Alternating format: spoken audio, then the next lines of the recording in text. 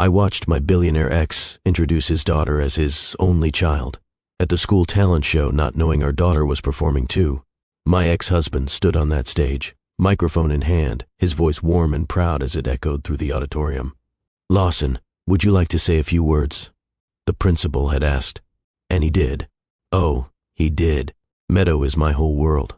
Everything I build, every company I grow, every investment I make, it's all for her future. Being her father is the greatest privilege of my life. She's my one and only child. My one and only child. I sat in the back row, hands trembling, watching 300 people applaud this beautiful declaration of fatherly love. And backstage, behind the velvet curtain he couldn't see, our daughter waited for her turn to perform. Ruby, 11 years old. His eyes, his smile, his daughter, the one he didn't know existed. Ruby Castellano, piano performance, number 14. That's what the program said.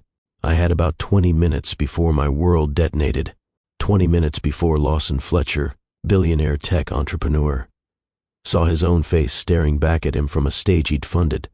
20 minutes before the secret I'd kept for 11 years shattered into 1,000 irreparable pieces. But let me take you back. Let me tell you how we got here, to this moment, to this impossible collision of past and present, of truth and lies, of the daughter he knew and the daughter he didn't.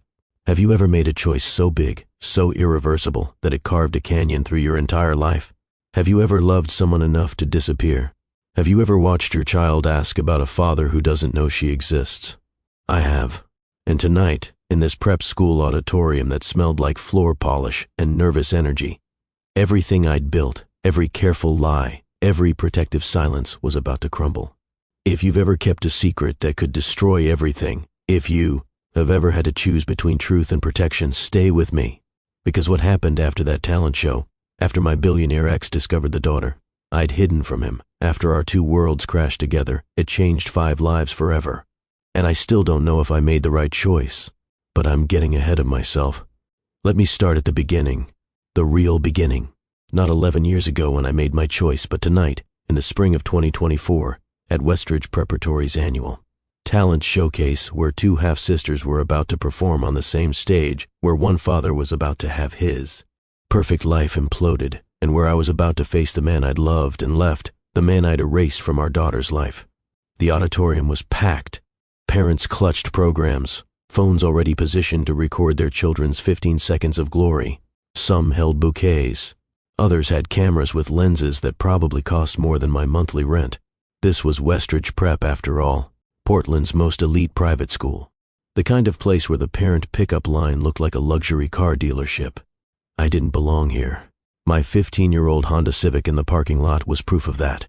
But Ruby had earned her spot. Full academic scholarship, gifted program, top of her class in literally everything she touched. My brilliant, talented, beautiful girl who practiced piano until her fingers ached, who dreamed of being a concert pianist. Or a marine biologist, she couldn't decide which, who asked about her father with increasing frequency as she got older. Where does he live, Mom? Why can't I meet him? Does he know about me? Would he love me if he knew me? I'd lied, over and over, gentle lies, protective lies. He lives far away, sweetheart. He would love you if he knew you, baby. It's complicated, honey, but the truth? The truth was sitting in the 3rd row with his copper-haired girlfriend and the daughter he actually claimed.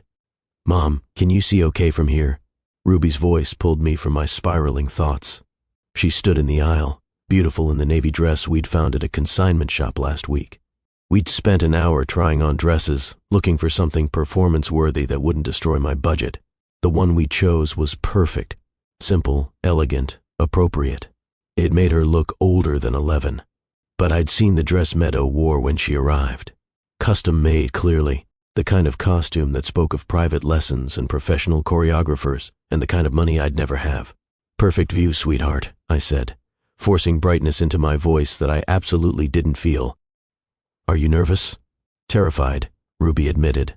She slid into the seat beside me, and I could feel her trembling slightly. There are so many people here, Mom. What if I forget the notes? What if my hands shake? What if I mess up? I took her cold fingers in mine, held them tight. Then you'll remember that you've practiced Claire de Lune 1,000 times. That it's in your bones now. That it's part of you. I squeezed her hand. "And that even if you play a wrong note, even if you play 100 wrong notes, I will still be the proudest person in this entire room." She leaned her head against my shoulder for just a moment, a rare gesture from my increasingly independent, almost teenager. "I wish Dad could be here," she whispered. The words were a knife between my ribs. Sharp, precise, devastating. "I know, baby," I managed. "I know." But here was the thing Ruby didn't know, couldn't know, would never in a million years guess. Her father was here. I'd seen Lawson Fletcher arrive 20 minutes ago. He was impossible to miss, even in a crowd of Portland's wealthy elite. 12 years had been remarkably kind to him.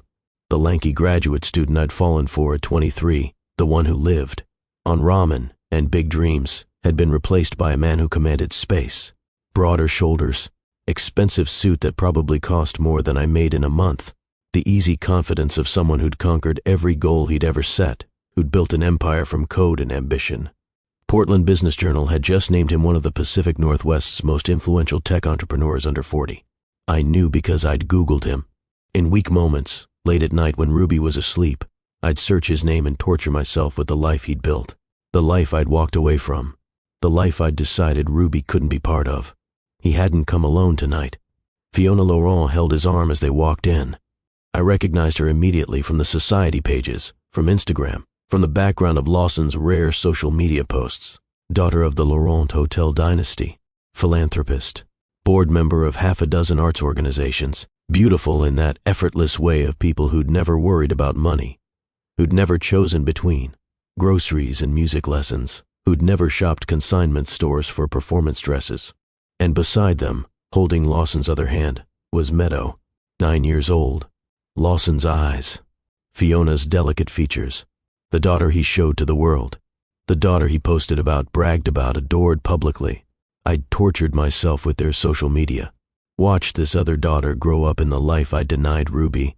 Birthday parties with ponies, vacations in Tuscany, dance recitals at professional theaters, first day of school photos at elite private academies, Halloween costumes that were clearly professional quality, Christmas mornings with presents stacked higher than the designer tree.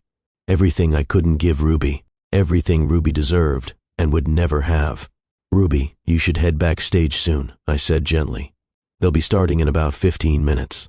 You'll want to get settled, do your breathing exercises, remember?" She nodded, stood, smoothed her consignment dress.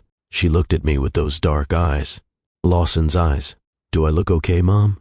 "You look absolutely beautiful," I said. And I meant it. She was beautiful, stunning, perfect. "And you're going to be amazing up there. I believe in you completely." She squeezed my hand one more time, then disappeared through the side door that led to the performers' waiting area. I watched her go, my heart already aching for what was coming, because I knew something she didn't. I knew that in about 45 minutes, our entire world was going to shift on its axis. I knew that the moment Lawson saw Ruby's face under those stage lights, the moment he registered the features that mirrored his own, the genetic roadmap that declared louder than any paternity test that she was his, everything would change. I just didn't know how. The lights dimmed. The crowd settled. Principal Morrison, a distinguished man in his 60s with silver hair and the practiced smile of someone who'd spent decades managing wealthy parents, stepped to the microphone. "Welcome, families, to Westridge Preparatory's annual Spring Talent Showcase." His voice boomed through the sound system. "We have an incredible evening of performances planned. Before we begin, however, I'd like to acknowledge a very special guest in our audience tonight." My stomach dropped. "No. Please no. Many of you know Lawson Fletcher, whose extraordinarily generous donation funded our new performing arts wing. The wing that houses the theater we're sitting in right now, the practice rooms where our students hone their craft, the instruments that make this program possible. Mr. Fletcher, would you please stand?" I watched from my back row vantage point as Lawson rose from his third row seat. That easy smile, the comfortable wave to the crowd. Fiona beamed up at him with unmistakable pride. Meadow clapped enthusiastically beside her mother, clearly used to seeing her father recognized and celebrated. The audience applauded, enthusiastic, grateful. This was a man who'd written a check that transformed their children's education. "Mr. Fletcher has been an absolute champion of arts education," Principal Morrison continued. "As a father himself, He understands the transformative power of creative expression. Lawson, would you like to say a few words? I know everyone would love to hear from you. No, no, no, no. This wasn't supposed to happen. This wasn't part of the program. Lawson made his way to the stage with the comfortable stride of someone utterly at ease with public speaking. He'd given TED Talks, keynote addresses at tech conferences, investment pitches to rooms full of venture capitalists. This was nothing to him. He took the microphone from Principal Morrison. Thank you. I'm truly honored to support Westridge's incredible arts program. His voice was rich, warm, the same voice I'd once known intimately. The voice that had whispered promises in the dark, that had told me he loved me, that had said children would derail everything he was working toward. He paused, his gaze sweeping the auditorium. For one heart-stopping moment, his eyes passed right over me. No recognition, no pause. 12 years had changed me too. The 23-year-old he'd known had become someone else entirely. Harder, tired, invisible. As most of you know, my daughter Meadow is performing tonight. He smiled toward the third row. She's doing a contemporary dance piece she choreographed herself, and I couldn't be more proud. The audience made appreciative sounds. Parents always loved hearing other parents gush. Being Meadow's father has taught me that every child deserves the chance to discover their passion, to find their voice, to express themselves creatively. That's why programs like this matter so much to me. That's why I believe in investing in arts education. He was good at this. The inspirational speech, the connection between personal experience and philanthropic values. I could see parents nodding, some wiping their eyes. And then he said it. The words that would echo in my head for weeks, months, maybe years. Meadow is my whole world. Everything I build, every company I grow, every investment I make, it's all for her future. Being her father is the greatest privilege of my life. He paused, looked directly at Meadow. His face softened in a way I remembered, in a way that made my chest constrict. She's my one and only child, and watching her pursue her dreams reminds me every single day what truly matters. Not wealth, not success, not accolades, but love, family, being present for the people who matter most. The applause was thunderous, deafening. Parents stood. Some whistled. This was the kind of touching moment people came to these events for. Lawson returned to his seat, pressed a kiss to Meadow's forehead. Fiona's hand found his. They looked like a goddamn commercial for the perfect family. The beautiful couple, the talented daughter, the complete, unbroken unit. And somewhere backstage, my daughter, our daughter, the child he'd just publicly erased, prepared to perform on the piano his donation had purchased. I couldn't breathe. The auditorium walls pressed in, crushing my lungs. My vision tunneled. Around me, parents settled back into their seats, checking their phone cameras, adjusting recording angles. Everything was normal for them. Just another school talent show. Just another proud father giving a touching speech. But my world had just fractured. My one and only child. Not the daughter I'm raising. Not the child I know about. Not the child who lives with me. A complete, total, unambiguous declaration. Meadow was his sole heir. His singular legacy. His only daughter. How was I supposed to explain this to Ruby? How was I supposed to tell my brilliant, sensitive, already fragile about this topic daughter that the father she'd asked about her entire life, the father I'd promised would love her if he knew her, had just stood before hundreds of people and declared another girl his one and only child? The show began. Some kind of violin solo. A sixth grader, I think. I registered none of it. My mind spun, calculating, trying to figure out how to extract Ruby without her performing. Without the inevitable moment when Lawson would see her face and recognize himself in it. But I'd promised Ruby she could do this. Promised she could perform.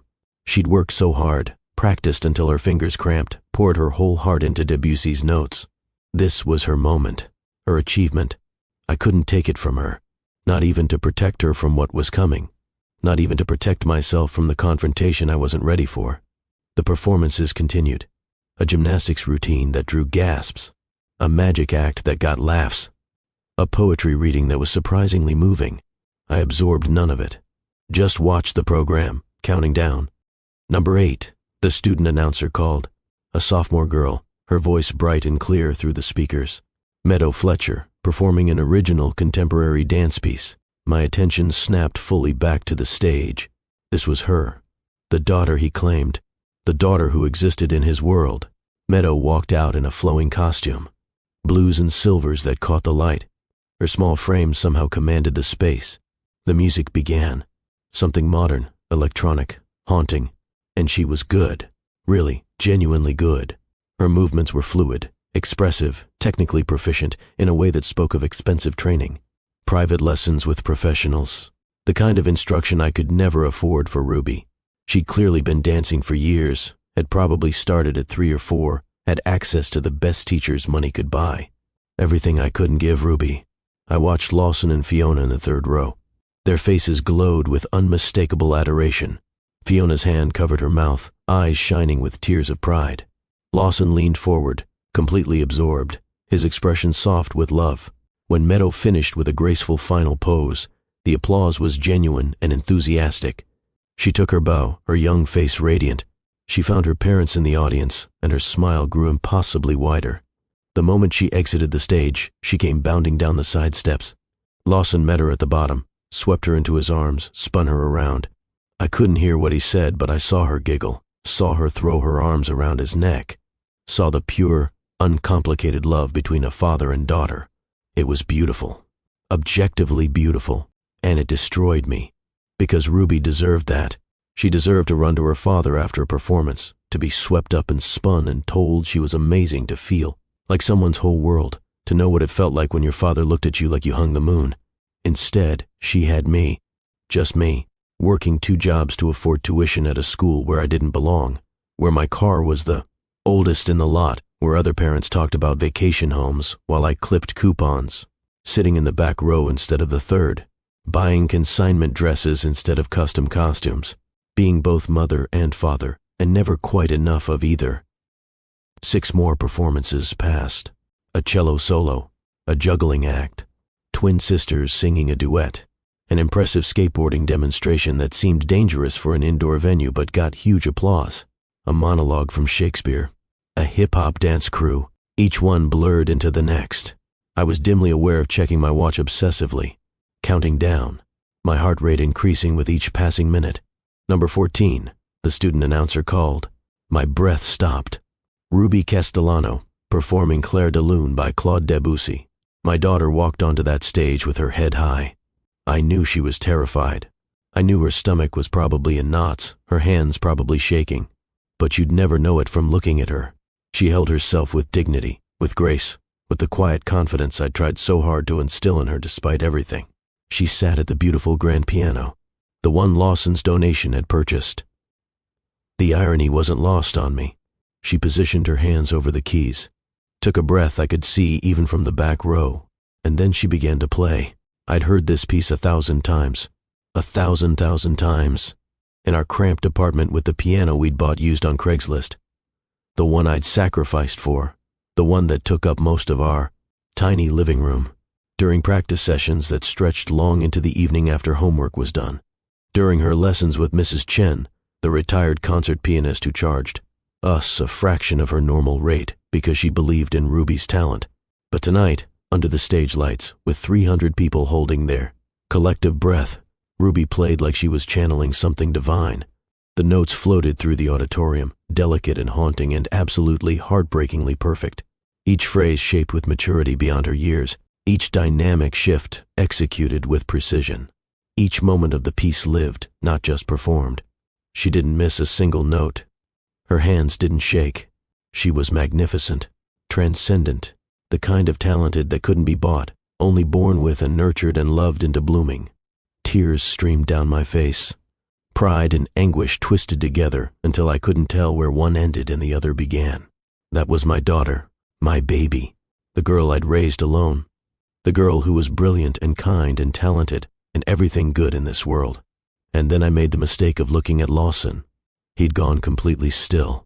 His entire body language had shifted in an instant, from relaxed to rigid, from casual observer to someone who'd just seen a ghost.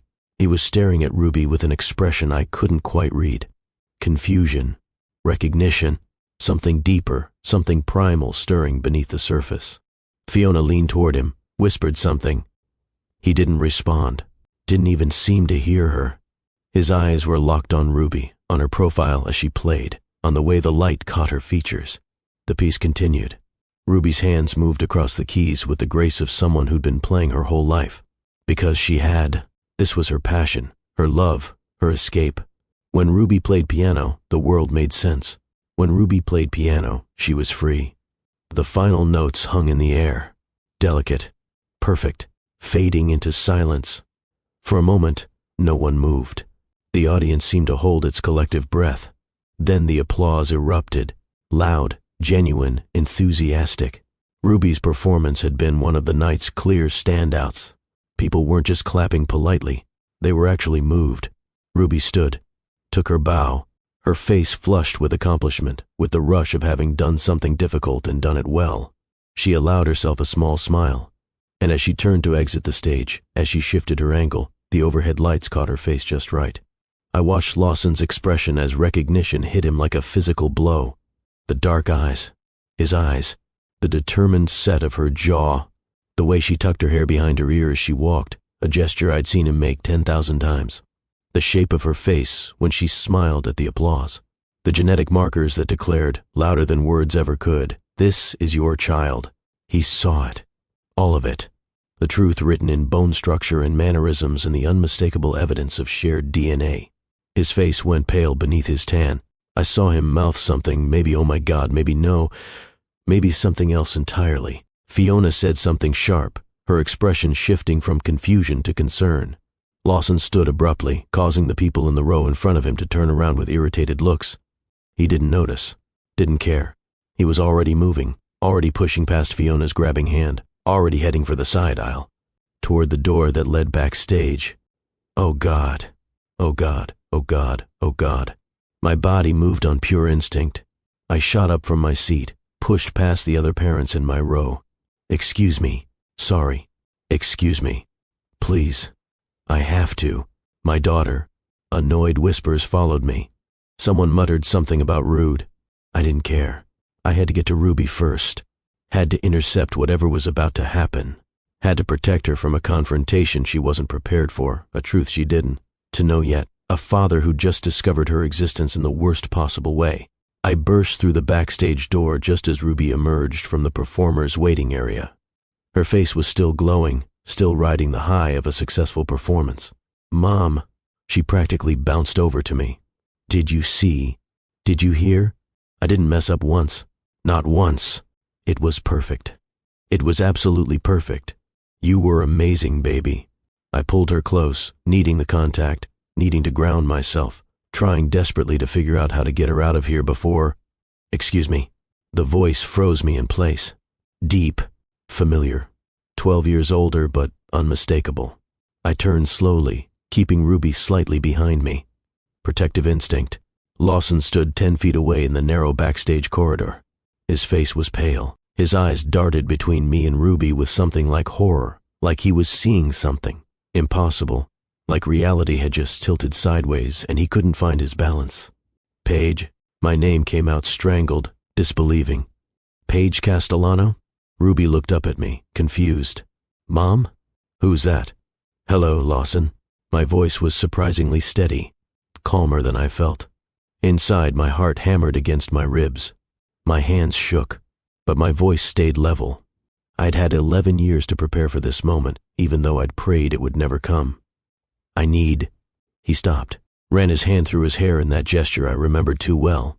The one he always did when he was stressed, or thinking hard, or trying to process something overwhelming. "Can we? Is she?" He couldn't seem to form complete sentences. "Ruby, honey," I said, not taking my eyes off Lawson. "Could you wait for me in the hallway for just a minute?" Just 1 minute, I promise." "But Mom..." "Please, baby. Just wait right outside that door." I pointed to the exit that led to the main hallway. "Don't leave. Just wait there where I can see you." She hesitated. Her intuitive 11-year-old radar was pinging like crazy.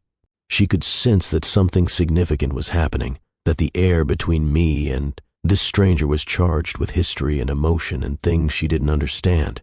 But she nodded. "Okay. 1 minute, though." 1 minute, I confirmed. She slipped past us, throwing one long, curious look over her shoulder at Lawson before disappearing through the door. I watched to make sure she actually stopped in the hallway, that she was safe, that she wasn't running off somewhere I couldn't protect her. The moment she was out of earshot, Lawson closed the distance between us. Not close enough to touch, but close enough that I could see the fine lines around his eyes that hadn't been there 12 years ago. Close enough to see that his hands were trembling. What? He stopped again. Started over. Is she? He couldn't say it. Couldn't form the question. I decided to spare him the struggle. Yes. The single word hung in the air like a grenade with the pin pulled. Just yes. Confirmation of what he'd already guessed, what his eyes had already told him when he saw Ruby's face under those lights. How old? 11. 12 in August. I watched him do the math. 12 years since we'd broken up. 9 months before that would have been December, the last time we'd been together. The weekend we'd tried and failed to save our failing relationship. The weekend that created Ruby. The timeline was undeniable. There was no other possibility. This was his daughter. You never told me. It wasn't an accusation, not exactly. Just a statement of incomprehensible fact. A declaration of something his brain couldn't quite process. You never told me I had a daughter. No. Why? The question broke on the word. His eyes were bright with unshed tears. Why wouldn't you tell me I had a daughter? Why would you keep her from me? Why would you let me? He gestured vaguely toward the auditorium, toward where he'd stood on stage and declared Meadow his one and only child. Oh God, what I said up there. If she heard, oh God. Before I could answer, before I could explain or defend or justify any of it, footsteps approached from the auditorium entrance. Lawson, what's going on? Fiona's voice, tight with concern and irritation. You just left in the middle of the show. You pushed past me without a word. What is happening? She appeared around the corner, Meadow holding her hand. Fiona was even more beautiful up close. Flawless skin, designer clothes, the kind of effortless elegance that came from generations of wealth and confidence. She stopped short when she saw me, saw Lawson's devastated expression, saw the tense space between us.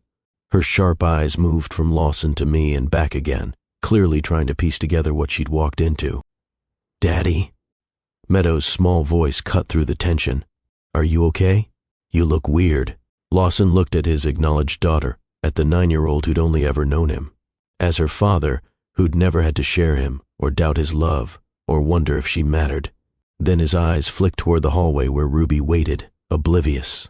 The two halves of his life, colliding, right here in a prep school backstage area that smelled like sawdust and old costumes. Fiona, could you take Meadow to the car? His voice was rough. I'll meet you there in 10 minutes. Lawson. Fiona's tone was sharp. What is happening? Who is this woman? Please. There was something desperate in his voice, something that made it clear this wasn't optional. 10 minutes. I'll explain everything. I promise I'll explain everything. But please, just take Meadow to the car. Fiona's expression hardened. She was clearly a woman used to being included in important conversations, used to being the first to know things, used to standing beside Lawson through everything. Being dismissed, even gently, obviously stung. But something in Lawson's face, some raw desperation, made her nod curtly. Come on, sweetie, she said to Meadow, her voice tight with barely controlled emotion. Let's get your things. Daddy will meet us in a few minutes. But I want to stay, Meadow protested. I want to see the rest of the show. We're leaving now, Fiona said firmly. She threw one last sharp look at me, clearly memorizing my face, clearly filing this moment away to dissect later. As they disappeared back toward the auditorium, Lawson turned to me with wild eyes. Eyes that begged for answers, for explanations, for some way to make the last 5 minutes make sense. You have to explain. The words came out raw. Please, Paige. I need to understand why you kept my daughter from me for 11 years. I need to understand how you could. He stopped, swallowed hard. How you could let me believe she didn't exist. The pain in his voice cracked something open in my chest. But beneath my guilt, beneath my regret, I felt the simmer of my own anger rising. Because yes, I'd made a choice. Yes, I'd kept Ruby from him. But he'd made choices too. Choices that led directly to mine. You made it very clear that children weren't in your 5-year plan. My voice was low but sharp, each word deliberate. That you needed to build your company first. That a family would, and I quote, "Derail everything you were working toward." Those were your exact words, Lawson. Derail everything. That was a conversation about timing. No, I cut him off. It was a conversation about priorities, about what mattered to you. And I knew exactly where I ranked. I crossed my arms, a defensive barrier. When I found out I was pregnant 2 weeks after we broke up, I had a choice. Tell you and watch you resent the child that destroyed your dreams. Watch you blame her for ruining your plans. Watch you choose your company over her every single day. Or handle it myself. You should have told me anyway. His voice rose slightly. You should have let me make my own choice. You didn't have the right to. Like you gave Ruby the choice to exist in your world tonight. The words came out harder than I intended, sharp as broken glass. You stood on that stage and called Meadow your one and only child. Your only child, Lawson. Do you have any idea what that would have done to Ruby if she'd understood? If she'd known that the man playing proud father to one daughter had just publicly erased another? The color drained from his face. I didn't know. How could I know when you never? That's the point. I stepped closer, my voice dropping to a fierce whisper. You didn't know because I didn't tell you. And I didn't tell you because you'd made it crystal clear that a child would be an inconvenience, a derailment, a problem to be solved or avoided. I never said. You didn't have to say it explicitly. I could hear the tremor in my voice now, 11 years of justified and unjustified anger bleeding through. Your actions said it loud enough. You chose your company over our relationship. You chose 18-hour days over date nights. You chose investor meetings over my birthday. You chose everything else over us. Every single time. So when I found out I was pregnant, when I sat in that clinic bathroom staring at 2 pink lines, I made a choice. Maybe it was wrong. Maybe I should have told you, let the chips fall. But I did what I thought was protecting everyone. Protecting Ruby from a father who'd resent her. Protecting you from the burden you didn't want. Protecting myself from watching you choose your dreams over our daughter every single day. The silence between us was heavy with accusations and ancient wounds, with 12 years of separation and secrets and the weight of impossible choices. She asks about me? Lawson's voice was barely audible, rough with emotion. The question caught me completely off guard. Of all the things I'd expected him to say, that wasn't one of them. All the time, I heard myself answer honestly. She asks about you all the time. What do you tell her? That you live far away? That you'd love her if you knew her? That your absence isn't her fault? My throat tightened with unshed tears. I've spent 11 years protecting her from the truth. That I made a choice that kept her from you. That you made choices that made me believe keeping her from you was the kindest option. Lawson's eyes were bright with tears now. One spilled over, tracked down his cheek. He didn't wipe it away. What's she like? He asked. And something in his voice had changed. The defensiveness had dropped away. Now there was just genuine hunger to know. Desperate need to understand what he'd missed. The question disarmed me. I'd expected anger. Demands. Maybe threats of lawyers and custody and revenge. Not this raw, vulnerable wanting to know his daughter. She's extraordinary, I said softly.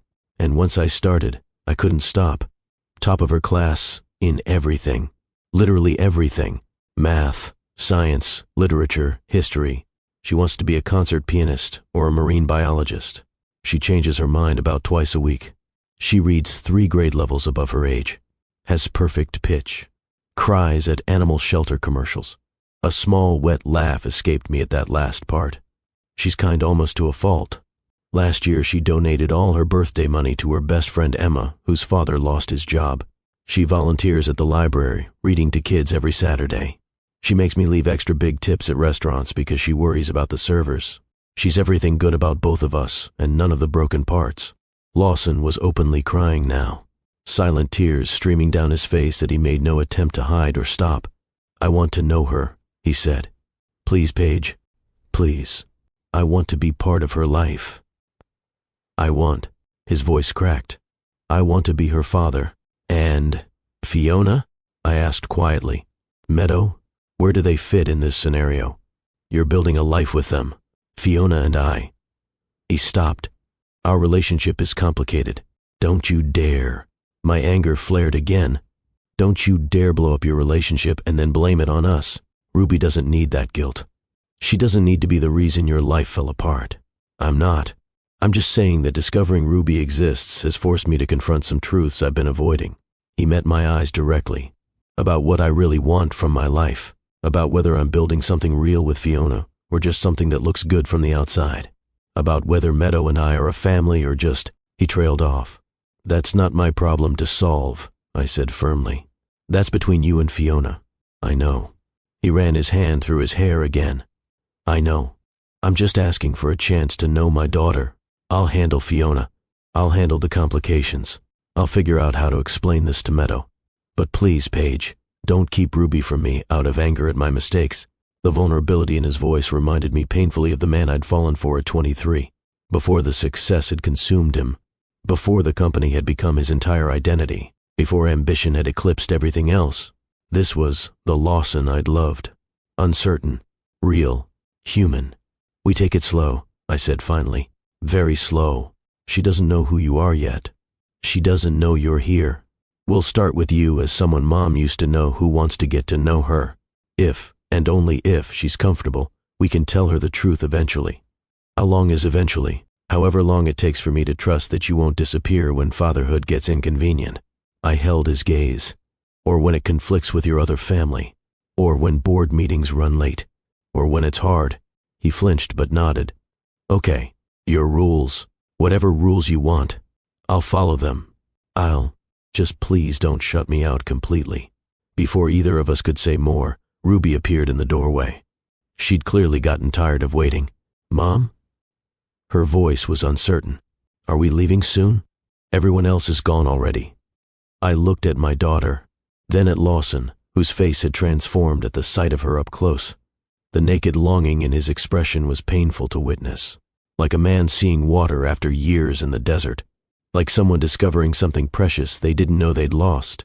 Yes, baby, I said gently. We're leaving now. I held out my hand. Ruby took it, tucked herself against my side. Safe, protected. Mine.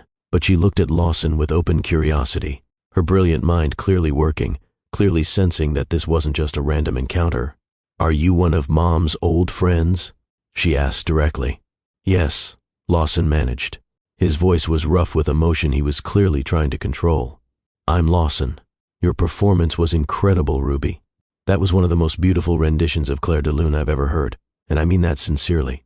Ruby's face lit up the way it always did when heard, and I mean that sincerely. Ruby's face lit up the way it always did when someone appreciated her music. Really? Thank you. I practiced for 3 months, every single day, sometimes twice a day. It showed. Lawson's smile was genuine despite the tears still wet on his cheeks. You have remarkable talent. True gift. Ruby's been playing since she was 6, I interjected, my hand protective on her shoulder. She's won several regional competitions. She's really dedicated to her craft. Pride and regret warred visibly in Lawson's expression. Pride in her accomplishment. Devastating regret for all the milestones he'd missed. First recitals. First competitions. Years and years of a life lived without him. I'd love to hear you play again sometime, he said carefully, clearly trying not to overstep. If that would be okay with you and your mom. Ruby looked up at me questioningly. I forced a smile that felt like it might crack my face. We'll see, I said. Maybe. It was the best I could offer. As we walked to our car, Ruby was quiet beside me. Thinking. Processing. My daughter who noticed everything, who read people like books, who had emotional intelligence far beyond her years. We reached the Honda, parked far from the main entrance where the Tesla and Mercedes and BMWs clustered. I unlocked the doors. Ruby climbed in, buckled her seatbelt. I started the engine, pulled out of the parking lot. Made it 3 blocks before Ruby spoke. Mom? Yes, honey. That man seemed really sad about something. Kids. They saw everything. Missed nothing. Especially not Ruby. He's just dealing with some complicated grown-up stuff, I said carefully.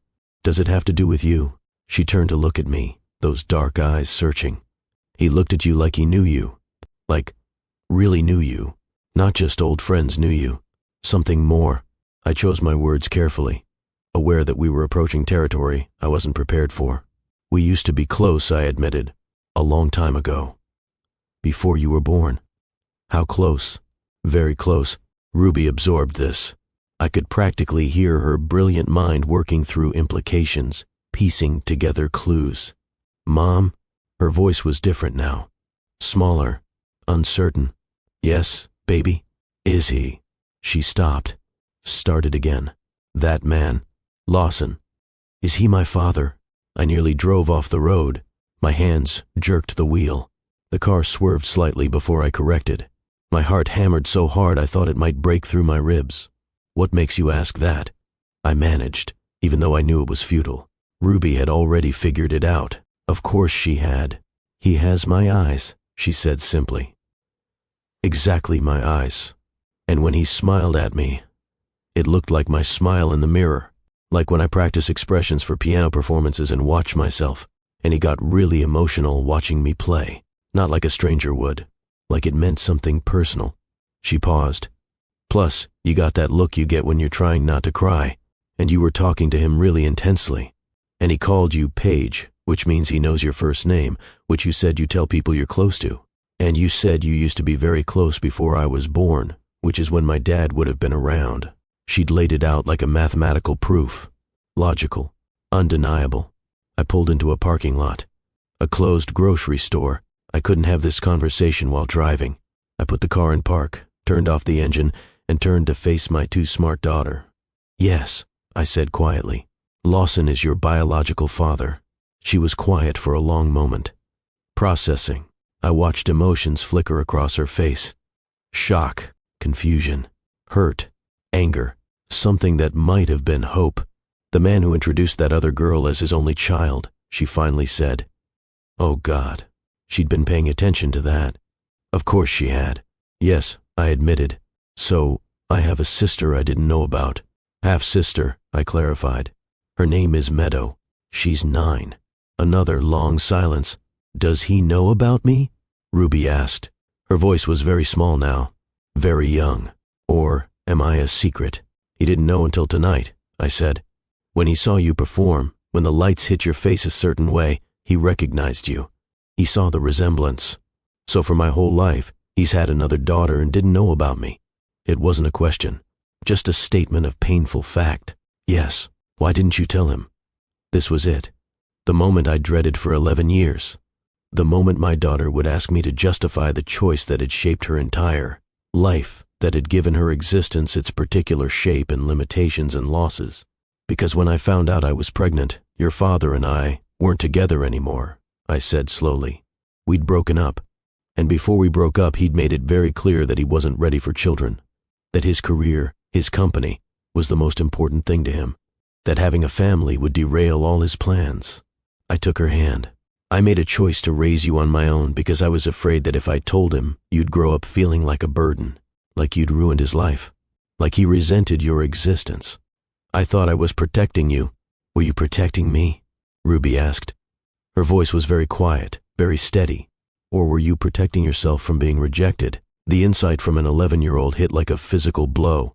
Precise, devastating. True, both, I admitted. Because lying to Ruby had never worked and wouldn't start working now.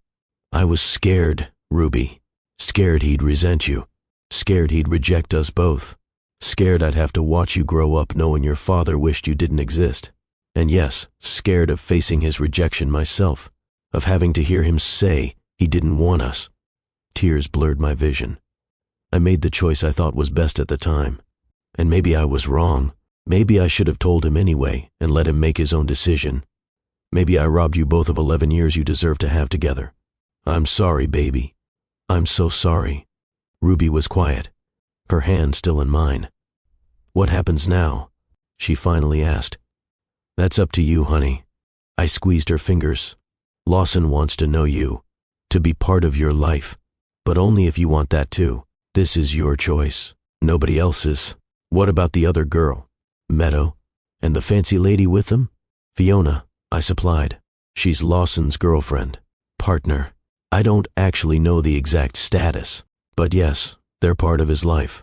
Which means, if you decide you want to know him, things will be complicated. There will be his other family to navigate. Because Meadow thinks she's his only kid, Ruby said flatly. Yes, Ruby stared out the window at the empty parking lot, at the dark store, at nothing. "I'm mad at him," she said finally, "for not knowing about me, for having another daughter he loves and shows off while I didn't even exist to him, for calling her his only child when I was right there in the same room." She turned to look at me. "But I'm also kind of mad at you, for not telling him, for choosing for both of us without asking what I might want someday." The honesty hurt, but she deserved to voice it, deserved to express her anger without me getting defensive. "You're allowed to be mad at me," I said. "At both of us. We made choices that affected your entire life without ever asking your opinion because you didn't exist yet to have one." "Do I have to decide right now?" Ruby asked. "About whether I want to know him?" "No, baby. You can take all the time you need. Days, weeks, months, whatever you need." She nodded slowly. "Can we go home now? I'm really tired." "Of course." I started the car, drove home through Portland's rainy streets. Ruby was silent beside me, lost in thought, processing a truth that had rewritten her understanding of her own life in the span of 20 minutes. That night, after Ruby had gone to bed, after I'd checked on her 3 times and found her, staring at the ceiling each time, after I'd finally retreated to my own room, my phone rang. Unknown number, but I knew who it was. I stared at the screen for 3 rings before answering. "Hello, is she okay?" Lawson's voice was hoarse, wrecked. "Ruby, is she okay after everything tonight?" "She's processing." I kept my voice low, even though Ruby's door was closed. "She's confused and angry and hurt." "At me?" "At both of us, actually." I settled back against my headboard. "She's a smart kid, Lawson. Smart enough to understand that her existence isn't your fault or mine. Life happens, but the choices we made about telling her, about how she'd find out, about what we each prioritized, those were on us." Silence on the other end. I heard him breathing, heard what might have been crying. "Fiona knows," he said finally. "How'd that conversation go?" A bitter laugh. "About as well as you'd expect. She's devastated, furious, wants to know how I could have a child I didn't know about, whether there are other secret children out there, whether I ever actually loved her or if she was just filling a convenient role." "Were you?" I couldn't help asking. "Was she just convenient?" More silence. Longer this time. "I don't know anymore," he admitted. "I thought what we had was real. I thought we were building towards something. Marriage, probably. Combining our lives, our resources. It made sense on paper. But tonight, seeing Ruby, seeing you, everything feels uncertain now. Don't do this, Lawson." My voice was sharp. "Do what?" "Don't make this about us, about what we might have had 12 years ago. Don't romanticize the past or imagine some alternate timeline. This is about Ruby. Only Ruby. Nothing else matters." "I know." A shaky breath. "You're right. I'm trying to process that I have a daughter I never knew about, that I missed 11 years. First steps, first words, first everything. And I can't get that back." "No," I said quietly. "You can't. Can I see her?" The question came out desperate. "Please, just for coffee or a walk in the park or anything. I need her to know I'm not trying to hide from this, that I want to know her." "I'll ask her," I said. "But Lawson, if she says no—" "I'll respect it," he interrupted. "I promise. I'll respect whatever she needs." We sat in silence for a moment, the phone line crackling slightly between us. "She really asks about me?" he said. "All the time. All the time," I confirmed. "Especially as she's gotten older. Where you are, why you don't visit, whether you know about her, whether you'd love her if you did. What do you tell her?" I told her you live far away, that you'd love her if you knew her, that none of this is her fault. You were kinder to me in her imagination than I probably deserved. I wasn't doing it for you, I said. I was doing it for her, so she wouldn't grow up thinking her father didn't want her, even if I thought that might be true. Paige, my name in his voice, after all these years, it did something to my chest, something I didn't want to examine. "I have to go," I said abruptly. "It's late. I'll talk to Ruby tomorrow and let you know." "Okay, thank you. He stopped. "For raising her, for doing it alone, for making her into someone extraordinary." I didn't know what to say to that, so I said nothing. "Good night, Lawson." "Good night, Paige." I ended the call, sat in the darkness of my bedroom, And for the first time in 11 years, I let myself really cry about the choice I'd made, about what Ruby had lost because of it, about what Lawson had lost, about what I'd lost too. Tomorrow would bring new complications, but tonight, I just let myself grieve for all of it. The morning after the talent show, I woke up to find Ruby already awake. She was sitting at our small kitchen table, a notebook open in front of her, writing something with intense concentration. "Morning, baby," I said, moving to start the coffee maker. "Did you sleep okay?" "Not really," she admitted without looking up. I kept thinking about everything. I poured myself coffee, sat down across from her. "What are you writing?" She looked up then, and I saw the determination in her face. "Questions," she said, "for Lawson. If I'm going to meet him, I want to be prepared. I don't want to get emotional and forget what I need to know." My heart squeezed. "So, you've decided you want to meet him?" Ruby nodded slowly. "I'm still mad. At both of you. But I think I need to hear his side. I need to ask him things. And if I don't do it now, I'll always wonder." "Okay," I said. "I'll call him and set something up. Somewhere public. Somewhere you feel safe." "The bookstore," Ruby said immediately. "Henderson's. With the cafe. I feel safe there." Henderson's it was, an independent bookstore in Northeast Portland, the kind of place with worn wooden floors and the smell of old paper and a cafe that served overpriced lattes. Ruby had been going there since she was little. We'd spent countless Saturday afternoons there, her reading in the children's section while I graded papers or worked on my laptop. I texted Lawson, "Ruby wants to meet. Henderson's Bookstore Cafe. Tomorrow at 2. Come alone." His response was immediate. "Thank you. I'll be there. Thank you so much." The next day, we arrived 15 minutes early. Ruby wanted to scope out the location, choose exactly where she wanted to sit. She picked a booth in the back corner where she could see the entrance but felt protected by the high backs of the seats.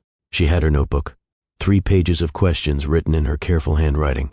She'd numbered them, organized them by category. My methodical daughter, approaching this like a research project. Lawson arrived at exactly 2 o'clock. I saw him through the bookstore windows, pacing outside for a moment before coming in. He looked like he hadn't slept, rumpled, anxious, more human than I'd seen him in years. He spotted us and walked over slowly, like he was approaching something fragile that might shatter if he moved too fast. "Hi, Ruby," he said softly. "Hi," Ruby replied. Her voice was steady, but I saw her hands tighten on her notebook. "Thank you for agreeing to meet me." Lawson looked at me briefly, then back to Ruby. "I know this is all very confusing and probably scary.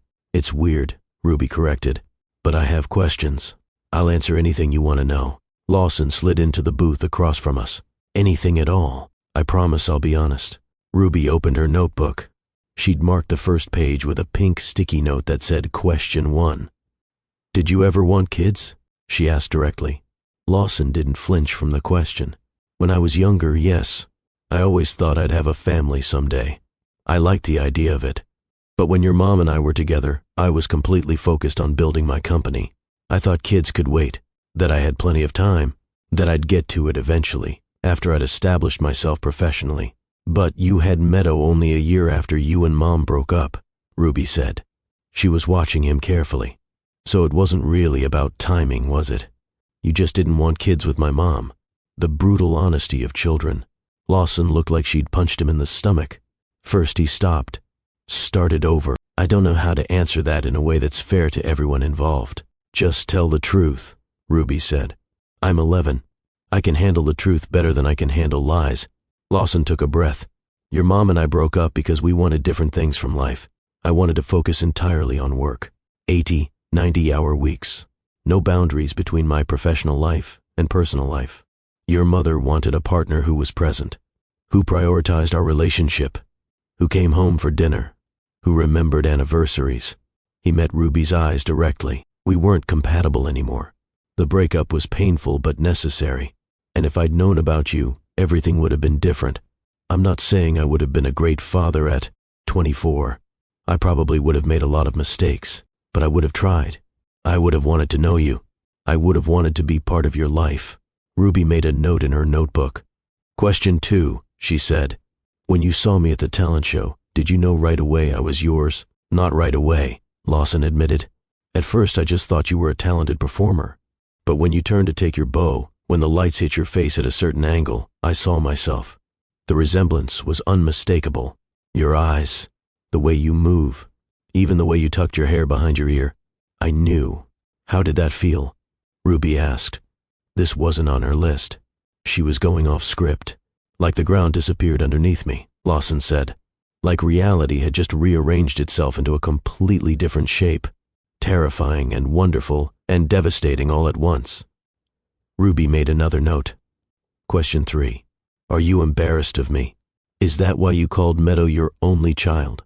Lawson's eyes filled with tears. Ruby, no, I'm not embarrassed of you. I didn't know you existed when I said that. If I had known, I never would have said it. Never. Do you understand? I had no idea you were in that auditorium. But you said it, Ruby countered. Her voice was steady, but I could hear the hurt underneath. And I was right there. Even if you didn't know, I heard my father tell hundreds of people that his other daughter was his only child. Do you know how much that hurt? To hear that and know he had no idea I existed. I can't imagine how much that hurt, Lawson said. His voice was rough with emotion. And I'm so sorry. If I could take it back, I would. If I could go back and do everything differently, I would. Ruby stared at him for a long moment. Then she made another note. Question 4. What about Meadow? Does she hate me now? For existing? Meadow doesn't know yet, Lawson said carefully. Not the full truth. Fiona and I are trying to figure out how to explain it in a way that doesn't hurt her or make her feel like her place in my life is threatened. She's going to hate me, Ruby said matter-of-factly. I would hate me if I were her. She had you all to herself her whole life, and now suddenly she has to share with some kids she didn't know existed. She might be angry at first, Lawson acknowledged. Change is hard, especially for kids. But Ruby, this isn't your fault. You didn't ask to be kept secret. You didn't ask for any of this. And if Meadow directs anger at you, that's something I'll have to help her work through. That's my job as her father. And yours, if you'll let me. Question 5. Ruby's voice was quieter now. What happens now? Do I have to come live with you sometimes? Do I have to pretend to be a family with you and Fiona and Meadow? No, Lawson said firmly. Nothing happens that you're not ready for. This goes at your pace, not mine, not anyone else's. If you want to see me once a month for coffee, we do that. If you want weekly dinners, we do that. If you need space and time, we do that. You're in control here. Ruby studied him, her 11-year-old eyes far too knowing. What do you want? She asked. Honestly, Lawson's voice cracked slightly. I want to know everything about you. What you like, what you hate, what makes you laugh, what scares you. I want to come to your piano recitals, help you with homework, hear about your day, be your father in whatever way you'll allow. But what I want doesn't matter as much as what you need. Ruby closed her notebook. She looked at me. Can I talk to Mom alone for a minute? Of course. Lawson stood immediately. I'll be over by the magazine section. Once he was out of earshot, Ruby turned to me. He seems sincere, she said. He does, I agreed. But I'm still really mad about everything. That's completely fair. I don't know if I want him in my life, Ruby said slowly. But I also kind of want to know what it would be like to have a dad who shows up, who cares, who wants to be there. She looked down at her hands. Is that stupid? To want that even though he didn't know about me for my whole life? It's not stupid at all, baby. I pulled her close. It's completely normal to want to know your father, to want that relationship. What do you think I should do? I think you should do whatever feels right to you, I said. If you want to give him a chance, I'll support that. If you want to walk away, I'll support that too. This is your choice, yours alone. She was quiet, thinking. I watched her process, weighing options with a seriousness that broke my heart. Can we try? She finally said, like, slowly. See if he actually means what he says. But if he messes up, if he's not consistent, I'm done. For real, absolutely, I said. Those are very reasonable terms. Ruby nodded. Okay. Tell him okay. The rebuilding started slowly, carefully. Lawson came to dinner at our apartment once a week. Tuesday nights. He never canceled, never rescheduled, never showed up late. He'd bring groceries sometimes, ask what we needed, offer to help with dishes. He was tentative around Ruby at first, clearly terrified of saying the wrong thing, of pushing too hard, of scaring her away. But gradually, Ruby softened. She started telling him about school, about her piano teacher, Mrs. Chen, about the marine biology documentary she'd watched, about her best friend, Emma. Lawson listened like every word was precious, asked follow-up questions, remembered details for the next visit. He helped her with math homework, which was my weak point, sat beside her at our cramped kitchen table, walking her through algebraic equations with patience I'd never seen from him before. He came to her winter recital, sat in the front row this time, brought flowers. His face when she played was pure pride and wonder. It was working. Despite everything, despite the complicated history and the lies and the lost years, it was actually working. And then came the aquarium. It was supposed to be their fourth outing alone, just Lawson and Ruby. He'd pick her up at 10. They'd spend the day at the Oregon Coast Aquarium. He'd have her home by 3. Ruby was excited. Actually excited. She'd been talking about it all week. Lawson promised they'd see the shark tunnel and the jellyfish exhibit and maybe catch the sea otter feeding time. At 9:45, my phone rang. "Hey, Paige." Lawson's voice was off. Tight. "So, slight situation." My stomach dropped. "What situation?" "Fiona saw my calendar, and she's bringing Meadow to the aquarium. She thought it would be nice for the girls to spend time together, to start building a sisterly relationship. Isn't that great?" My blood turned to ice. "You did what?" "I didn't plan this. Fiona just showed up at my place with Meadow." "But this could be good, right? The girls' meeting? Starting to form a bond?" "Put Ruby on the phone," I said. My voice was deadly calm. "Right now, Paige, maybe we should put my daughter on the phone immediately, or I'm calling the police." I wasn't joking. A pause. Rustling. Then Ruby's small voice. "Mom? Baby, are you comfortable with this? With Meadow being there?" "I guess." Ruby's voice was uncertain. "I mean, Lawson's other daughter is here, Meadow, and Fiona keeps staring at me weird and asking me questions." "What kind of questions?" "Like why I don't visit Lawson's house, and why nobody told her about me before, and whether I look like Lawson and—" Her voice dropped to a whisper. "Mom, Fiona looks really upset, like she's trying not to cry, and Meadow seems really confused. She keeps asking her mom what's happening." I was already grabbing my keys. "Ruby, honey, put Lawson back on the phone." "Paige," Lawson started. "You have exactly 10 minutes to get my daughter to the aquarium main entrance," I said. 10 minutes. "Or I'm calling the police and reporting that you've taken my child without my permission into a situation I did not approve. Do you understand me? That's not fair." 9 minutes and 45 seconds. I hung up. I drove to the aquarium in a white-hot rage, breaking every speed limit, not caring. My daughter had been ambushed, thrown into an uncomfortable situation with Lawson's girlfriend without warning, without preparation, without any consideration for how that might feel. When I arrived, Ruby stood at the main entrance with Lawson. Her face was blotchy from crying. Fiona and Meadow were nowhere in sight. "Get in the car, baby." My voice was gentle with Ruby, lethal when I turned to Lawson. Now, Ruby practically ran to my car, climbed in, shut the door. I watched her through the window, saw her curl into herself. Then I turned the full force of my fury on Lawson. "You ambushed my 11-year-old daughter," I said quietly. "Dangerously. You threw her into a situation with your girlfriend and your other daughter without warning, without preparation, without considering for one single second how that might feel for her. Fiona showed up. I didn't plan. I don't care if the president himself showed up unannounced. I stepped closer. You had one job: keep Ruby safe and comfortable. Instead, you prioritized your own convenience over her emotional well-being. You prioritized avoiding an uncomfortable conversation with Fiona over protecting Ruby. It was an accident." "No, Lawson." I cut him off. "An accident is spilling juice. This was negligence. This was you making the same choice you always made, the easy path, the path that serves you best in the moment." I moved toward my car, then turned back. "Don't contact us for a while. I need to decide if I can trust you enough to continue this. Paige, please.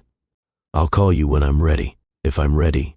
I got in my car, drove away without looking back. Ruby was silent beside me. I took her for ice cream, put on her favorite movie when we got home, sat with her on the couch and just held her while she processed. "He doesn't really want me," she finally said. Her voice was small, broken. "I'm just the kid he has to deal with because you told him about me. Meadow was right. I'm just extra. I'm the mistake he didn't know about." She started crying, really crying, the kind of crying that shook her whole body. I held her while she sobbed, fury at Lawson and at myself building in my chest, fury at the situation, at the choices that had led us here, at the fact that my beautiful daughter felt like a mistake. But Ruby surprised me the next day. "I want to write Meadow a letter," she announced over breakfast. I looked up from my coffee. "Are you sure?" "She's my sister," Ruby said. "Half-sister. And none of this is her fault either. We're both just kids stuck with confused parents who don't know what they're doing." She had a point. Ruby spent an hour at the kitchen table, composing carefully. I watched her cross out lines, start over, chew on her pen cap the way she did when she was thinking hard. Finally, she handed it to me. "Can you read it and tell me if it's okay?" I read, "Dear Meadow, I know you're probably really confused about me. I'm Lawson's daughter from before he met your mom. He didn't know about me until the talent show at school. I don't want to take your dad away from you. I know what it's like to not have a dad around, and it's really lonely. I don't want you to feel like that. Maybe we could be friends, even though this is all really weird and complicated. I'm sorry everything got so messed up. From Ruby. P.S. Your dance at the talent show was really good. I can't dance at all. I'm terrible at it. Do you like other stuff besides dancing?" "It's perfect," I said, handing it back. "Honest and kind, just like you." We mailed it that afternoon. I had no idea if Meadow would receive it or if Fiona would intercept it. No idea what would come of it. 3 days later, a response arrived, addressed to Ruby in careful, rounded handwriting. Ruby tore it open, read silently, then read it again. "She doesn't hate me," Ruby said, wonder in her voice. She handed me the letter. "Dear Ruby, my mom says you're my half-sister. I didn't know I had a sister. It's really weird. I'm not really mad at you, but I'm confused why Dad didn't tell me about you. Mom says he didn't know, but that seems impossible. How do you not know you have a kid? I do like other stuff besides dancing. I like drawing and horses and reading fantasy books. What do you like? Do you want to meet for real? Not with the parents being weird?" From Meadow. Ruby read the letter 3 times. Then she looked up at me with tentative hope in her eyes. "Can I write back? Can I maybe meet her?" "Of course, baby. Of course you can." And so began a correspondence between 2 sisters, navigating the mess their parents had made, finding their way to each other despite everything. They exchanged 5 letters before they asked to meet. We arranged it carefully. A park, public, both mothers present, but at a distance. I watched Ruby and Meadow sit on a bench together, awkward at first, then gradually warming. Ruby showed Meadow something on her phone. Meadow laughed. They walked to the duck pond, threw pieces of bread Ruby had brought. Fiona stood beside me, both of us watching our daughters from 50 feet away. "She looks like him," Fiona said quietly. "Your daughter. The resemblance is striking." "Yes," I said. "I'm not angry at you," Fiona said, or at her. "This isn't your fault. It's just..." She stopped. "It's made me realize some things about my relationship with Lawson, about whether we were ever building something real or just something convenient." "I know that feeling," I said. We stood in silence watching the girls, united by loving complicated men and raising daughters who deserved better than the situations we'd put them in. 2 months after the aquarium disaster, Lawson called again. "I know you said not to contact you," he started, "but I need you to hear something. Please, just 5 minutes." Against my better judgment, I agreed to meet him. Same cafe where Ruby had asked her questions. Full circle. He looked different when he walked in. Tired, but somehow lighter, less burdened.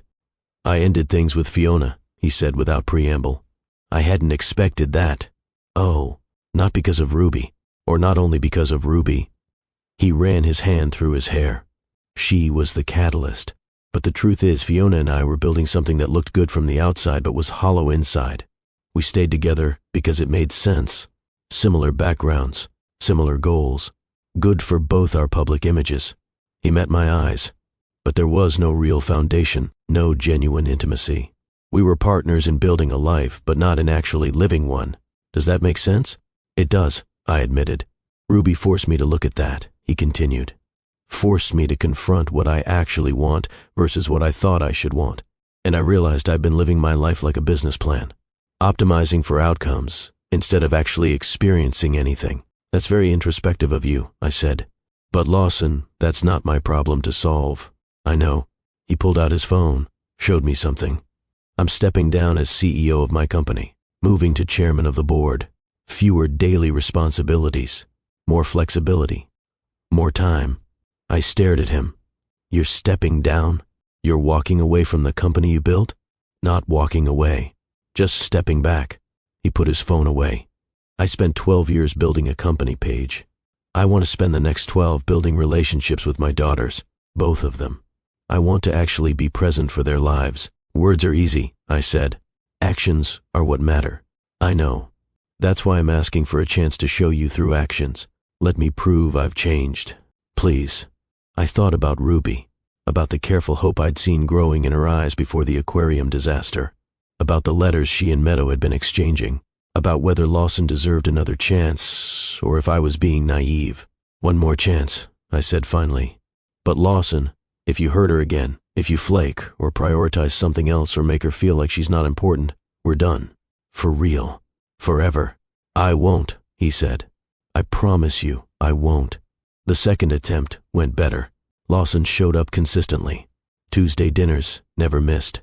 Ruby's piano recitals, front row every time. Her science fair, cheering louder than anyone. When she got the flu, he brought soup and sat with her, reading aloud from her favorite books while I went to work. He was present. Actually, genuinely, consistently present. And I watched Ruby bloom under his attention. Watched her open up. Watched the careful walls she'd built start to come down. She started calling him Dad. Not all the time, but occasionally, casually, like it was no big deal, even though it was the biggest deal in the world. Hey Dad, can you help me with this math problem? Dad, did you see that article about bioluminescent jellyfish? Dad, Mrs. Chen says I should audition for the youth orchestra. Do you think I'm ready? Every time she said it, Lawson's face did this thing, like he was trying not to cry, like he couldn't quite believe he got to be called that. Ruby and Meadow became actual sisters, not in the traditional way. They didn't live together, didn't share rooms or clothes or the daily friction of sibling life. But they talked on the phone, video chatted, met up every other weekend. Meadow came to Ruby's piano recitals. Ruby went to Meadow's art shows. They were building something real, something that belonged to them, not to their parents' complicated history. And me? I watched Lawson transform, watched him show up day after day, week after week, month after month. Watched him choose Ruby over work calls, over meetings, over the things that used to consume him. One Tuesday, 6 months into the second attempt, Lawson stayed after dinner to help Ruby with a history project. They were sprawled on our living room floor, construction paper and markers everywhere, building some kind of diorama. I watched from the kitchen, pretending to clean up but actually just observing. The way Lawson listened when Ruby explained her vision for the project. The way he followed her lead, let her be in charge. The way he praised her creativity. This was who he'd become. Or maybe who he'd always been underneath the ambition and the drive. The man I'd fallen for at 23, before success had consumed him. And I realized, with a jolt that felt like touching a live wire, that I was falling for him again. Not the memory of who he'd been, but this version, humbled, present, transformed by loss and the commitment to do better. It terrified me. If you've made it this far in this story, if you're invested in whether Ruby and her father can truly heal, if you believe people can change, I need you to do something. Hit that like button. Share this with someone who needs to hear about second chances and forgiveness. Drop a comment and tell me, have you ever had to forgive someone who hurt you deeply? Have you ever watched someone genuinely transform? Because what happens next, the choice I had to make about whether to risk my heart again, it's going to surprise you. Don't go anywhere. It was Ruby's 12th birthday. Exactly 1 year after Lawson had missed her 11th. Exactly 1 year since the talent show that had detonated all our lives. Lawson showed up at 2:45, 15 minutes early. He'd never been early to anything in his life when we were together. He carried a carefully wrapped present and a homemade cake on a platter. I baked it myself, he admitted sheepishly when he set it on our counter. It's probably terrible. I've never baked a cake before, but I wanted to try. It was indeed terrible. Lopsided, slightly burnt on one edge. The frosting was uneven. The decorative piping looked like it had been done by someone having a seizure. It was the most beautiful cake I'd ever seen. Ruby loved it. She took one look at it and burst out laughing, but it was joyful laughter, not mocking. "You really made this yourself?" she asked. "YouTube tutorials in 3 attempts," Lawson confirmed. This was actually the best one. The party was small. Emma and 2 other friends from school. Meadow, of course. Fiona even stopped by briefly to drop off a gift, friendly and gracious in a way that suggested she'd found her own peace. After the guests left, after the cleanup, after Meadow had been picked up by Fiona, Ruby asked the question I'd been half expecting for weeks. "Are you guys getting back together?" I dropped the plate I was holding. It shattered on the kitchen floor. Lawson froze mid-fold of the tablecloth. "That's," I started. "Complicated, honey. Seems simple to me." Ruby leaned against the counter, watching us with those 2 knowing eyes. "You look at each other all googly now, and you smile more when he's around, Mom. And he's here like, all the time. Not just for Tuesday dinners anymore." She had a point. Lawson had been finding excuses to come by. Dropping off books he thought Ruby might like. Bringing coffee for me on Saturday mornings. Staying later and later after dinners to talk. "Well, Ruby," Lawson said slowly, "that would depend entirely on your mom." My heart stopped. "It would?" Lawson set down the tablecloth, looked at me directly. "I love your mother," he said. "Not to me. To Ruby." But his eyes never left mine.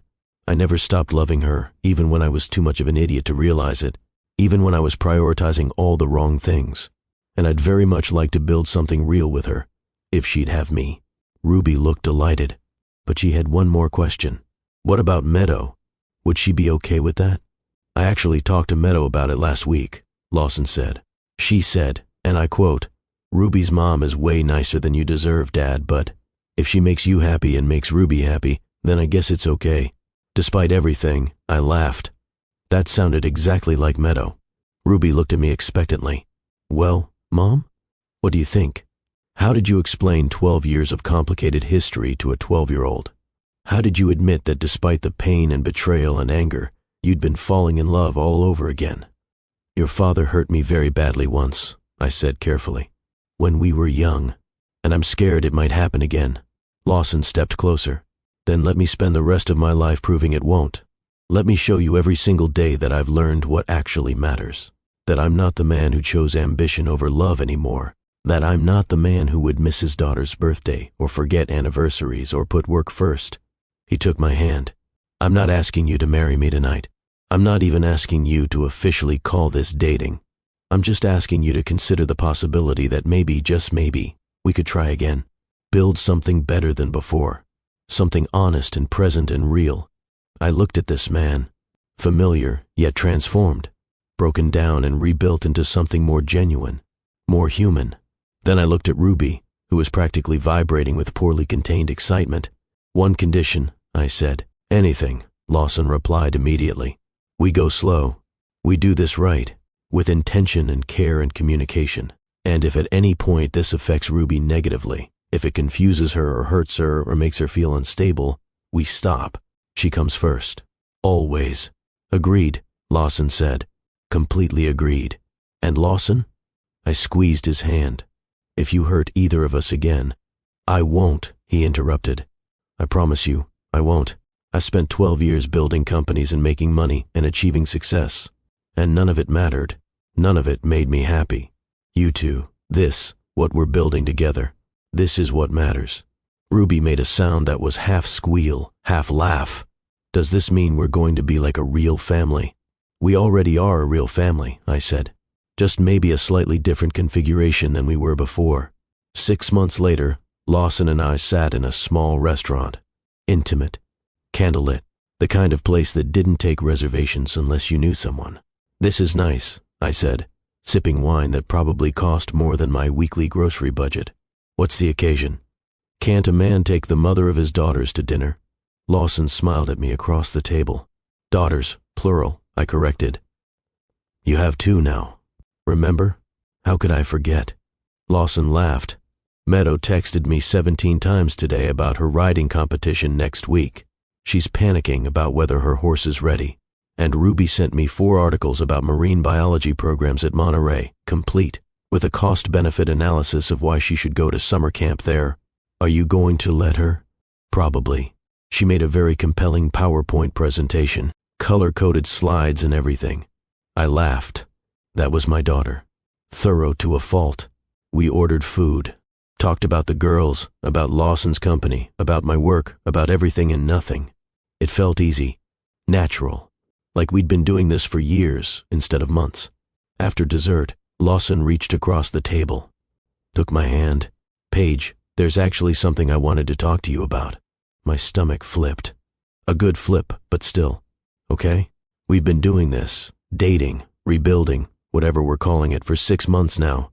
And every single day, I fall more in love with you, with the life we're building, with the family we're creating together. Lawson, I'm not rushing you, he continued. I just need you to know that this isn't temporary for me.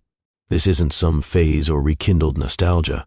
You and Ruby and Meadow and the life we're building, you're everything to me. You're what I should have prioritized 12 years ago. He squeezed my hand. I know I can't get those years back. I know I missed too much. But I'm here now. Completely here. And I'm not going anywhere. Tears blurred my vision. You're sure?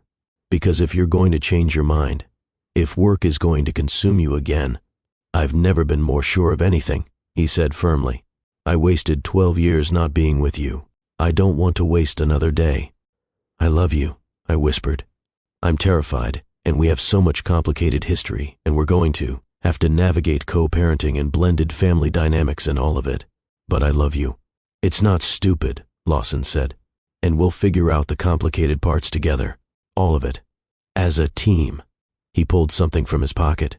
A small box. My heart stopped. I said I wasn't proposing tonight, and I'm not, he said quickly. But I wanted you to have this.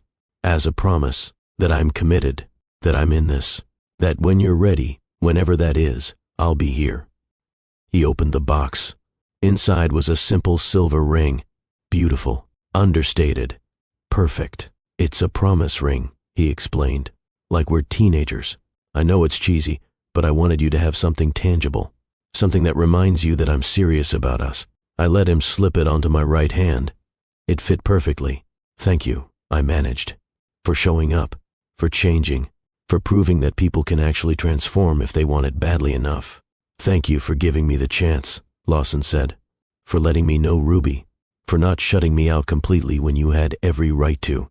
We sat there, hands linked across the table, wine glasses empty, the restaurant gradually emptying around us.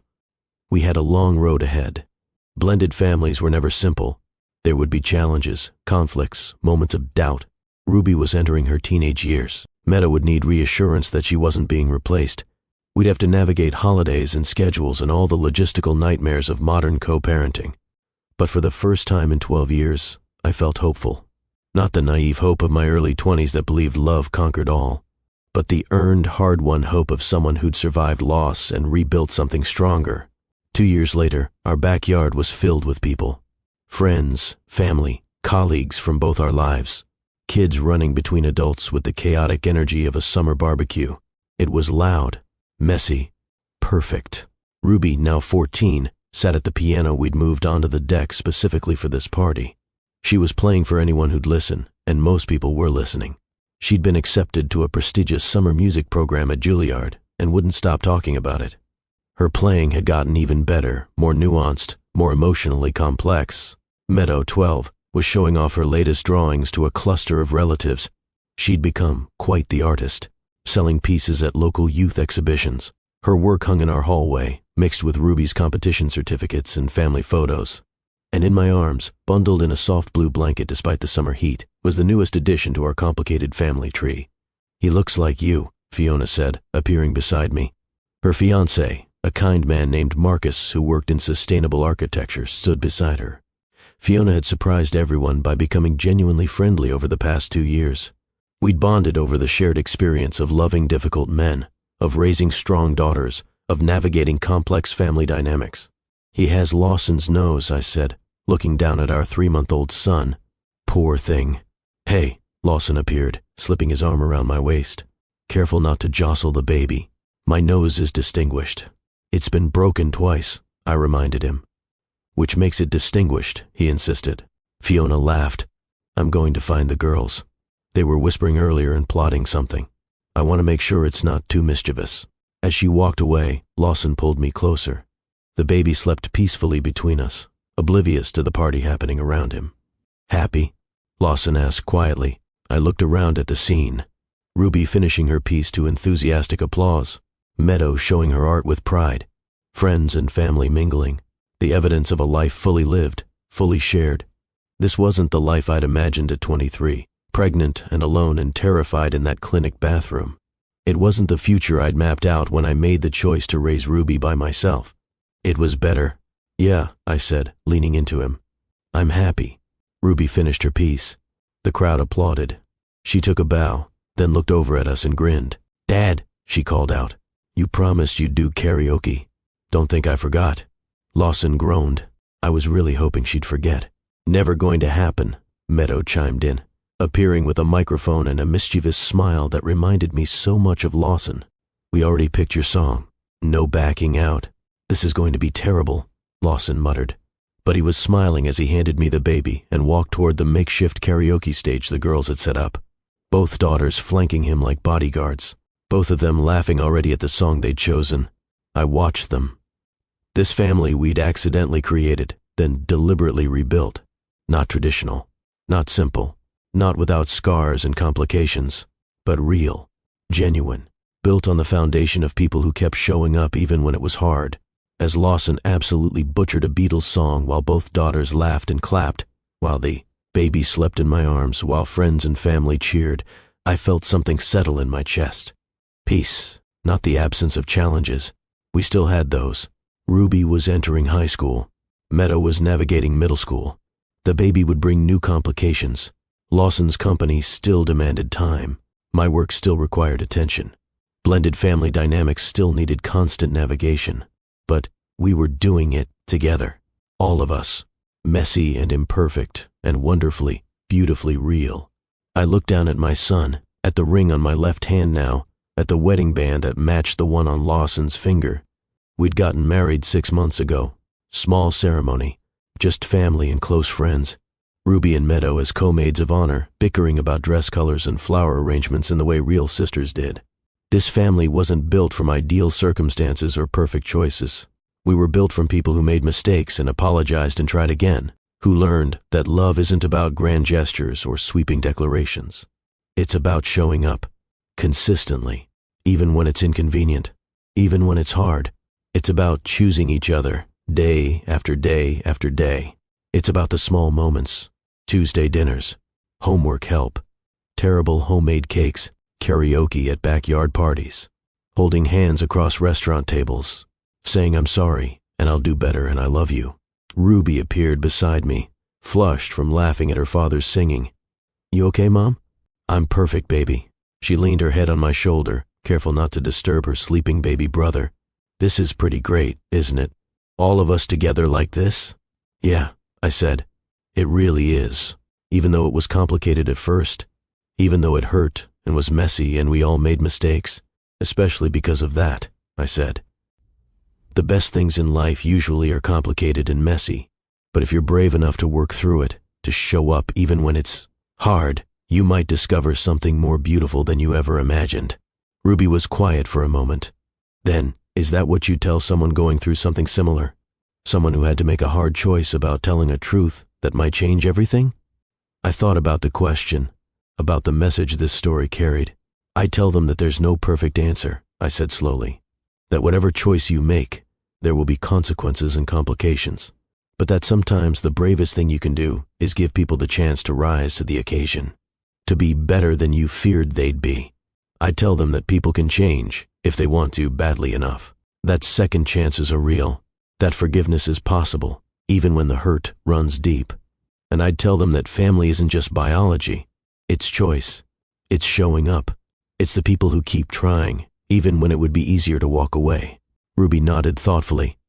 I'm glad you told him, she said. Eventually, even though it was scary. I'm glad I got to know Dad. And Meadow. And have all of this. Me too, baby. Me too. Lawson finished his song to raucous applause and laughter. He took an exaggerated bow, both girls hanging off his arms, all three of them grinning. He looked over at me, caught my eye, smiled in a way that said, "Can you believe this is our life?" I smiled back, a smile that said, "I can." And it's everything. The party continued around us. Music and laughter and the sound of family. The complicated, beautiful, hard-won sound of people who'd found their way back to each other. This was our happy ending. Not perfect, not simple, not without scars, but real. Built on forgiveness and second chances and the daily choice to love, even when it's hard. And in the end, that was better than any fairy tale. If this story moved you, if you believe in the power of forgiveness and second chances, if you've ever had to make an impossible choice or watched someone truly transform, I want to hear from you. Share this story with someone who needs hope today. Leave a comment about your own experience with forgiveness or family, or finding your way back to someone you thought you'd lost. Hit that subscribe button because we'll be sharing more stories about real love, messy families, and the courage it takes to try again. And remember, the greatest love stories aren't about perfect people finding each other. They're about imperfect people choosing each other, day after day, mistake after mistake, building something real from broken pieces. Sometimes the family you create through choice, through commitment, through showing up every single day, even when it's hard, is stronger than anything biology alone could build. Thank you for being part of this journey. I'll see you in the next story.